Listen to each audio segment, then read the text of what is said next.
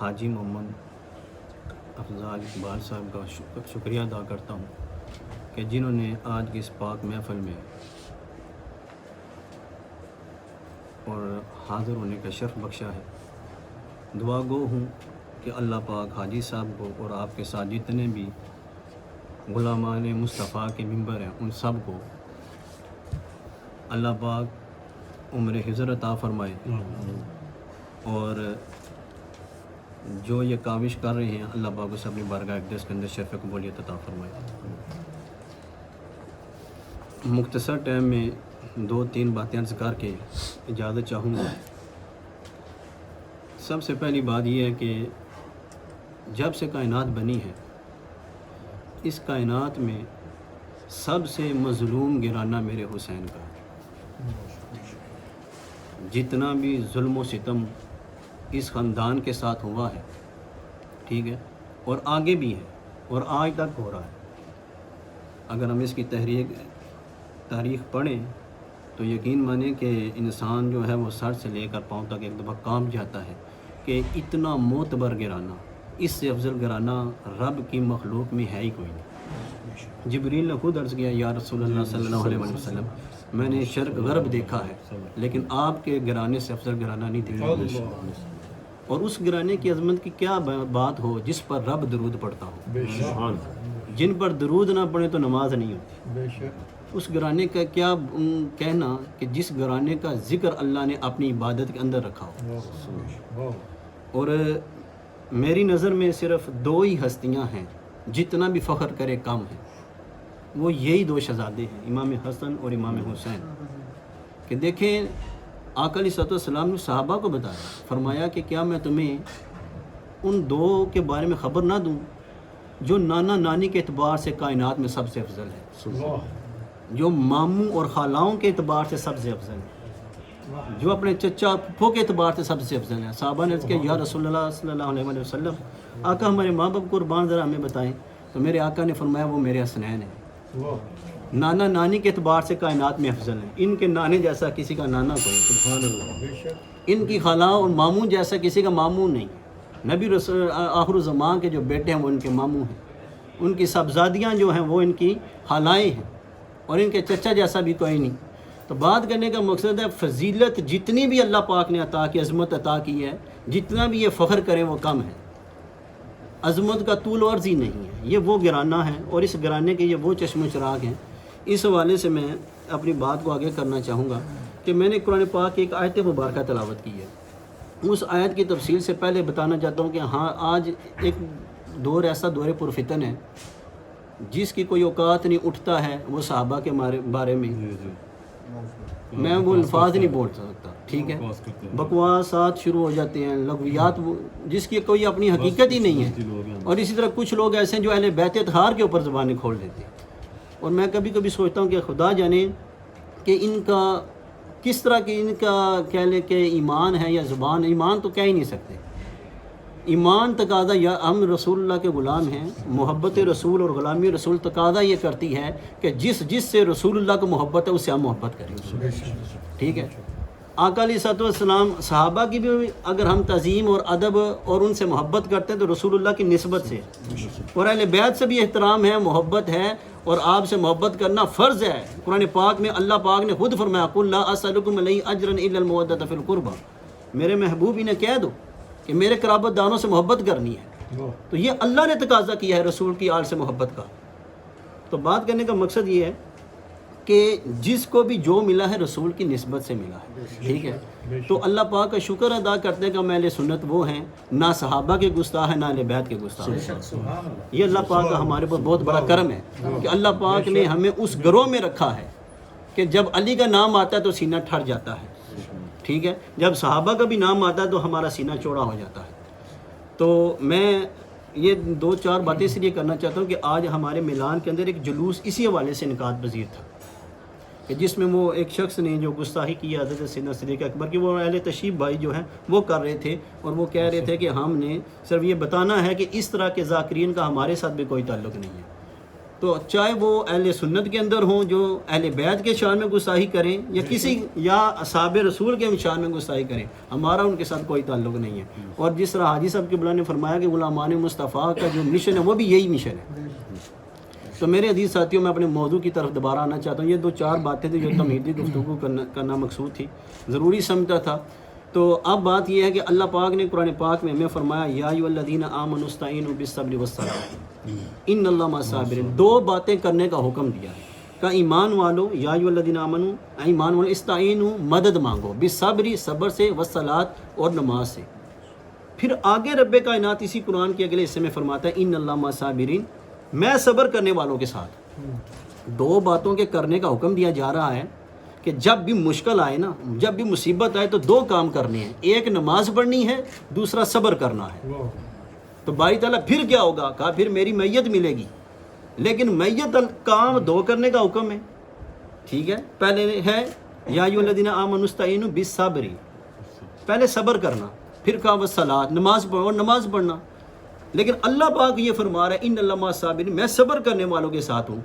یہ بھی تو فرمانا چاہیے تھا کہ ان اللہ مع المصلین، میں نماز پڑھنے والوں کے بھی ساتھ ہوں۔ باری تعالیٰ ایسا کیوں نہیں کہا کہ اس آیت کو غور سے پڑھ، اس میں میں نے اپنے حسین کا ذکر کیا ہے، ٹھیک ہے۔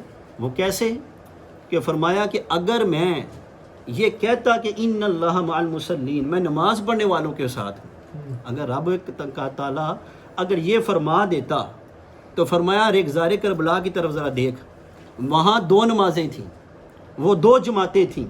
ایک جماعت کا امام عمر ابن سعد تھا اور دوسری طرف میرا حسین تھا۔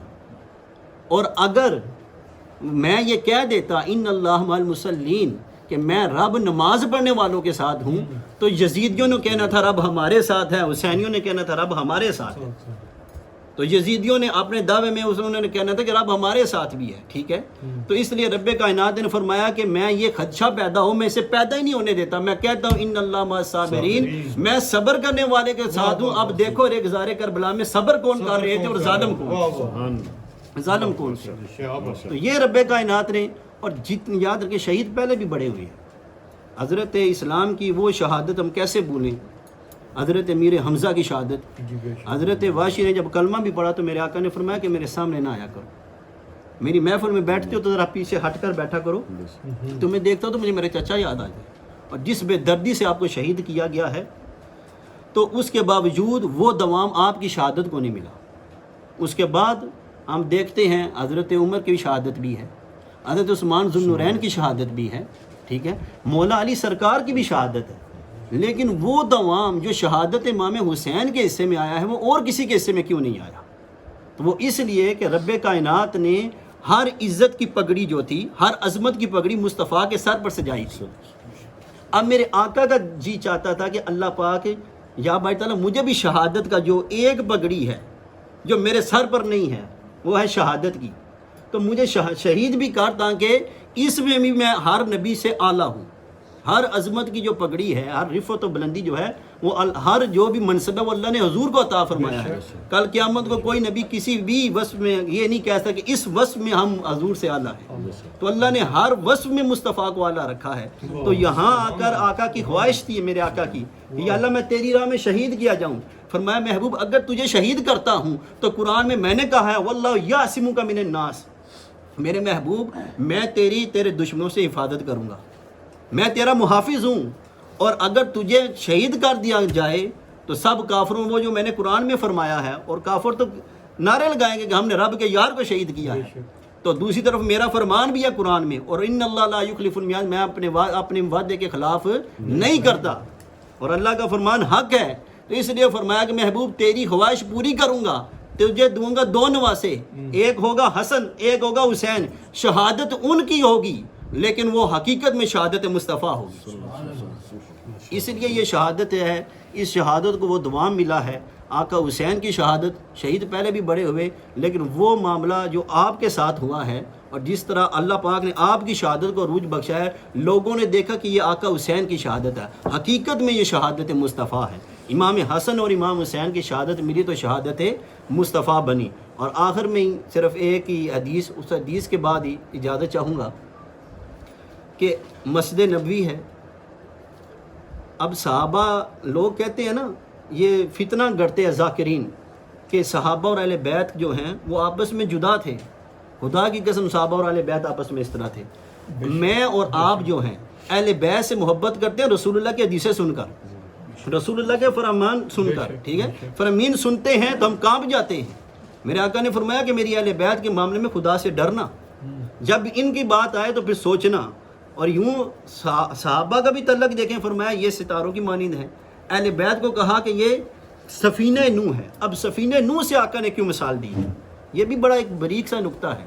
جب نوح علیہ السلام کی قوم پر عذاب آیا تو رب کائنات نے فرمایا کہ نوح جتنے بھی جانور ہیں سب کا ایک ایک جوڑا اپنے ساتھ سوار کر لے. اب نوح علیہ السلام کی کشتی میں خنزیر بھی سوار تھا, کتا بھی سوار تھا, ٹھیک ہے. اگر نبی کی کشتی میں کتا خنزیر بھی آ جائے تو وہ بھی بچ جاتا ہے, اور اگر اپنے نبی کا بیٹا رہ جائے تو وہ بھی گھر کو ہو جاتا ہے. بات کرنے کا مقصد ہے کہ اہل بیت وہ عظیم گھرانہ ہے کہ اگر ایک بندہ گناہگار سے آکار بھی ہو جائے, جس طرح نوح علیہ السلام کی کشتی میں کتا سوار ہو جائے تو وہ بھی نجات پاتا ہے. اہل بیت کا دامن اگر گناہگار سے گناہگار بھی پکڑ لے وہ بھی نجات پاتا ہے. مقصد یہ ہے. تو میرے عزیز ساتھیوں, آقا علیہ السلام نے اور اہل بیت کا جو تعلق ہے جو ہمیں بتایا ہے, اب مجھے بتائیں وہ صحابہ کس طرح حسین کی مخالفت کریں جنہوں نے کندھا رسول کے اوپر سواری کرتے دیکھا. صحابہ کہتے ہیں کہ ہم ایک اس طرح ہوا کہ آقا علیہ السلام مدینہ کی گلیوں میں, اور اس دور میں حضور نے محبت کی ہے جس دور میں اپنی اولاد کو بوسے دینا عیب سمجھا جاتا, اولاد کو اٹھانا عیب سمجھا جاتا. وہ عرب تھے, بڑے تکبر والے تھے, وہ اولاد کے چومتے نہیں تھے, اور جو چومتا تھا تو اسے کہ اس کے اوپر الزام اور طرح طرح کی اسے باتیں اس کے اوپر جملے کستے تھے.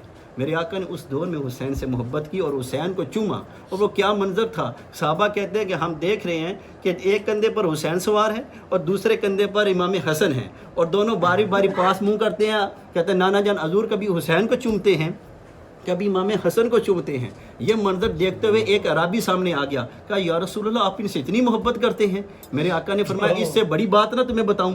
اس عرابی نے کہا جی یا رسول اللہ بتائیں. میرے آقا نے فرمایا میرا رب ان سے محبت کرتا ہے. پھر وہ صحابی اس کو پھر آقا نے فرمایا اس سے اگلی بات بھی تمہیں بتاؤں کہ رب ان سے محبت کرتا ہے, جو ان سے محبت کرے رب ان سے بھی محبت کرتا ہے. اور پھر فرمایا اگلی بات اور بھی سن لے, جو ان سے محبت کرے گا وہ قیامت والے دن میرے درجے میں ہوگا.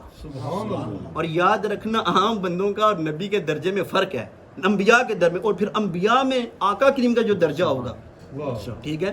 میرے آقا نے کتنا کرم فرمایا, فرمایا امتی پریشان نہ ہونا, میرے حسنین سے محبت کرنا, میرے ساتھ ہو گئے, میرے درجے میں تم ہوگے. تو جو میں وہ حدیث سنانے لگا ہوں بڑی مشہور حدیث ہے, لیکن اس حدیث میں بڑے پیغام ہیں. وہ پیغام کیا ہے ہمارے لیے کہ آقا کریم نماز میں ہے, حالت سجدہ میں. آپ نے یہ حدیث سنی رکھی ہے بڑی دفعہ کہ امام حسین تشریف فرما ہوئے, آقا علیہ السلام سر نہیں اٹھا رہے, ٹھیک ہے, اور مسلسل تسبیحات پڑھ رہے ہیں, ٹھیک ہے.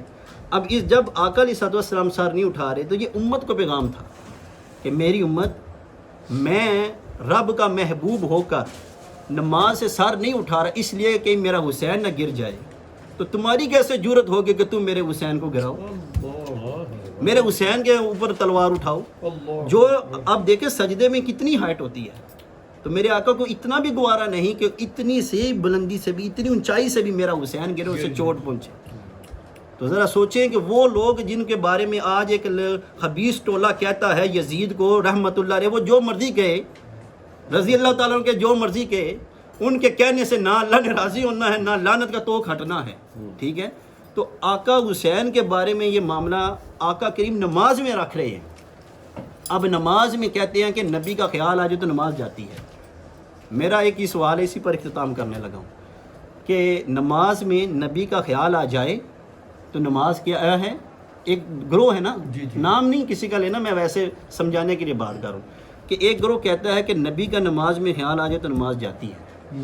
اب مجھے ایک سوال یہ ہے کہ نماز میں آقا کریم کی حدیث ہے کہ جب حالت سجدہ میں انسان ہوتا ہے اس وقت اپنے رب کے سب سے زیادہ قریب ہوتا ہے حالت سجدہ میں.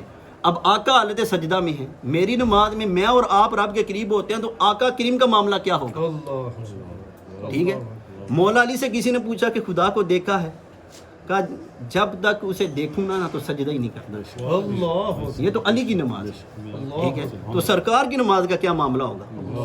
تو آقا کریم حالت سجدہ میں ہیں, اپنے رب کے قرب میں ہیں, اللہ سے ہم کلام ہیں, اس دوران نماز میں میرے آقا حسین کا خیال کر رہے ہیں, ٹھیک ہے. اب یہاں ہم نے ایک بات بتائیں کہ حسین نبی تو نہیں ہے نا, امتی ہے نا, ٹھیک ہے. اگر نبی خیال کرے امت کا تو نبی کی نماز نہیں جاتی, تو امتی خیال نبی کا کرے تو امتی کی نماز کیسے جائے گی؟ واہ واہ امتی کی نماز کس طرح جا سکتی ہے؟ سوال پیدا ہوتا ہے نا. تو وہ جو میں اصل بات کرنے لگا, آقا نماز میں ہے. اب سوال یہ ہے کہ جو کہتے ہیں نا کہ نبی نے خیال کیا, اب سوال یہ ہے کہ حسین کو کیا کہو گے؟ اگر کہتے ہو کہ دنیا کا خیال ہے, اگر حسین کو دنیا کہو گے تو آقا علیہ الصلوۃ والسلام بات حسین کی بات نہیں ہوگی, بات نبی کی نماز پر ہے, اعتراض حضور کی ذات کی طرف آتا ہے, ٹھیک ہے. تو سوال یہ ہے کہ جو کہتے ہیں کہ نبی نے خیال کیا, ٹھیک ہے, اب خیال کیا ہے میرے آقا نے حسین کا, حسین کو اب کیا قسم کہو گے؟ دنیا کہو گے؟ لوگ تو کہتے ہیں نا کہ صرف نعوذ باللہ من ذالک کہ شہن بادشاہی کے لیے میرے آقا حسین نے ایک کربلا برپا کیا ہے, ٹھیک ہے. اور ایک کیا لاکھ جو ہے نا بادشاہیاں آقا حسین کے نالین پہ قربان ہیں, جو جنت کے وارث ہوں, کائنات کے وارث ہوں. رب کہتا ہے میری کائنات کے رادوں میں سے ایک راد حسین بھی ہے, میری ساری کائنات کے, ٹھیک ہے. تو انہیں اس بادشاہی کے کیا لینا تھا؟ وہ تو ایک ظلم کے خلاف تھے, ٹھیک ہے. تو بات کرنے کا مقصد ہے کہ آقا حسین کو آپ کیا کہیں گے؟ دنیا کہیں گے, دین کہیں گے, کیا کہیں گے؟ اگر آپ کہتے ہیں دنیا ہے تو نبی کی نماز کے اوپر حرف آئے گا کہ آقا کریم نے حالت نماز میں دنیا کا خیال کیا ہے, ٹھیک ہے. تو یہاں آ کر انسانی عقل دنگ رہ گئی. تو خواجہ غریب کی آواز آتی ہے, حسین کو دنیا نہ کہنا. کیا کہنا؟ کہا شاہ است حسین, بادشاہ است حسین, دین است حسین, دین پناہ است حسین. کہا کہ دنیا نہ کہنا, تمہارا ایمان ہی چلا جائے گا. کہا کہنا ہے تو پھر حسین کو دین کہنا. اللہ پاک میرا آپ کا حامی و ناصر. وما علینا الا البلاغ.